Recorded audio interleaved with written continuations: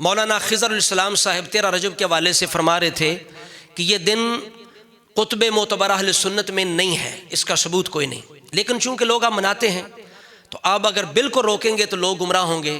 وسواس کا شکار ہوں گے، بدگمانی کریں گے، انہیں ذکر علی سے کوئی تکلیف ہے، پھر دوسروں کے سٹیجوں پہ جائیں گے، گمراہ ہو جائیں گے۔ بات ان کی خوبصورت ہے۔ دراصل میں یہ ہے کہ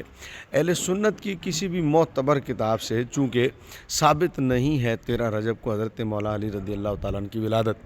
پھر لیکن اب اس کو روکنا بھی ممکن نہیں، چونکہ اس کو روکنا ممکن نہیں رہا، لہذا اپنی قوم کے اس قوم کے عقیدے کو بچانے کے لیے جو کہیں اور چلے جائیں گے، اگر ہم نے اس کا اہتمام نہ کیا تو اس کے لیے اب ضروری یہی ہے کہ پھر اس محفل کا اہتمام کر لیا جائے۔ ہم بھی اس کے حق میں ہیں، لیکن بات ابھی مکمل نہیں ہے۔ اس کی وجہ یہ ہے کہ یہ محض تاریخی مسئلہ نہیں رہا، بلکہ اس کا تعلق عقیدے سے ہو چکا ہے، چونکہ خود مان رہے ہیں کہ دوسروں کی طرف سے آیا ہے۔ اگر دوسروں کی طرف سے آیا تو ساتھ ان کے نظریات بھی لایا ہے، تو ان کی مشابہت نظریات سے بچانا قوم کو یہ بھی ہماری ذمہ داری ہے۔ تو لہٰذا ہم یہ کہتے ہیں، جس طرح وہ مان چکے ہیں کہ ہمارے ہاں ثبوت نہیں ہے، اور صرف علی المرتضیٰ کے یوم ولادت کی بات نہیں ہے، کسی کا بھی یوم ولادت جو مکہ میں پیدا ہوا، ہمارے ہاں ہماری کتب معتبرہ میں 700 سال تک جو کتابیں وہ خاموش ہیں، یعنی حضور کے ازواج ہیں، بنات ہیں، دیگر اہل بیت کے حضرات ہیں، تو اس وجہ سے ہمارے ہاں کسی کا بھی تذکرہ نہیں ہے۔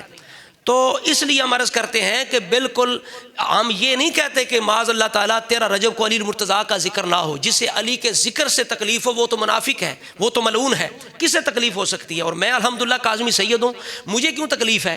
لوگ یعنی ایسا معیار بنا چکے ہیں محبت اہل بیت کا، ذکر اہل بیت کا، کہ جو انہیں سمجھانے کی کوشش کرے ذرا حیا نہیں کرتے کہ یہ سید ہے، جناب اپنی وہ جو ان کی وہ کسوٹی ہے ترازو اس میں تولتے ہیں اور کہتے ہیں معاذ اللہ تعالیٰ انہیں ذکر علی سے تکلیف ہے۔ او بھائی، ذکر علی سے تکلیف نہیں ہے، وہ لعنتی لوگ ہیں جنہیں ذکر علی سے تکلیف ہو، لیکن یہ حقیقت ہے کہ ذکر علی کئی طرح کا ہے، غالیوں کا بھی ذکر علی ہے، اہل سنت کا بھی ذکر علی ہے، ناسبیوں خاریوں کا بھی ذکر علی ہے۔ تو آپ بھی مانیں گے کہ اہل سنت کا جو ذکر علی ہے وہ قبول ہے، غالیوں والا علی اور مرتضیٰ کو بھی قبول نہیں ہے۔ تو اصل پوائنٹ یہ ہے کہ ذکر علی بھی کرنا ہے، غالیوں سے بھی بچنا ہے، غیروں کی مشابہت سے بھی بچنا ہے، قوم کے ایمان کو بھی بچانا ہے۔ تو اس کا حال یہ ہے کہ 13 رجب خالی نہیں رہنا چاہیے، ذکر علی ضرور ہونا چاہیے، لیکن اس میں تھوڑی ترمیم کرنی پڑے گی، چونکہ ہمارے ہاں خلفائے راشدین کے جو شہادت وصال کے دن ہے پہلے سے منائے جا رہے ہیں۔ تو اس دن کو اگر آپ یوم خلفائے راشدین کا نام دے دیں،